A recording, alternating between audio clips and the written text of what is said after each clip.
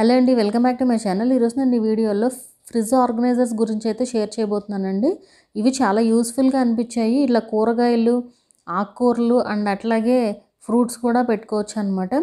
అలాగే ఇది మల్టీపర్పస్గా కూడా యూస్ చేసుకోవచ్చు. ఇలా ప్లక్కర్స్ కానీ లేదంటే ఇలా ఇయర్ రింగ్స్, అలాగే ఇలా మందులు కూడా సెట్ చేసుకోవచ్చు, లేదంటే గాజులు, ఇలా మన ఇష్టం ఎలా అయినా కూడా యూస్ చేసుకోవచ్చు. మొత్తం 6 అయితే వస్తాయండి. సో నేను అవన్నీ కూడా డీటెయిల్డ్గా షేర్ చేస్తాను. మనకి ఫ్రిడ్జ్ అనేది ఇలా అయిపోతూ ఉంటుంది కదా, ఎప్పటికప్పుడు తీసి యూస్ చేస్తూ ఉంటే ఒకదానిపైన ఒకటి అలా పెట్టేస్తూ ఉంటాము. బట్ ఇదైతే ఏంటంటే ఈ ఆర్గనైజర్స్ వల్ల చాలా నీట్గా అయితే అనిపించిందండి అండ్ ఈజీగా కూడా ఉంది.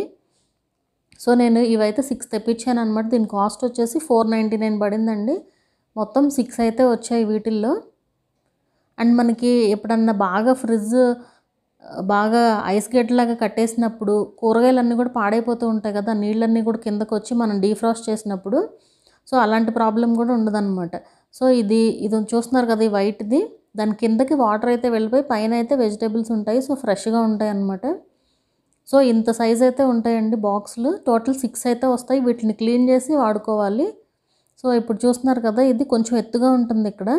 దాన్ని కింద వైపుకి పెట్టి ఇలా వెజిటేబుల్స్ పెట్టుకోవడమే. దీనిపైన అన్ని రకాల వెజిటేబుల్స్ పెట్టుకోవచ్చండి. యాపిల్స్ మాత్రం కొంచెం పెద్ద సైజ్ అయితే మూత పట్టట్లేదు. బట్ ఇలా మోస్ట్లీ ఒక 1/2 kg వరకు అయితే సరిపోతున్నాయండి ఇందులో. అది కూడా వెజిటేబుల్ షేప్ని బట్టి కూడా ఉంటుంది.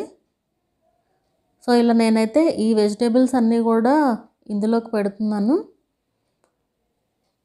అండ్ ఇది ఆర్గనైజింగ్ కూడా చాలా ఈజీగా ఉందండి. మనకి తీసుకోవడానికి కూడా ఈజీగా కనిపిస్తాయి, అన్నీ కూడా కదిలిచ్చేసేయకుండా. సో బయటికి ఇలా ట్రాన్స్పరెంట్గా ఉండడం వల్ల చాలా ఈజీగా కూడా ఉందన్నమాట.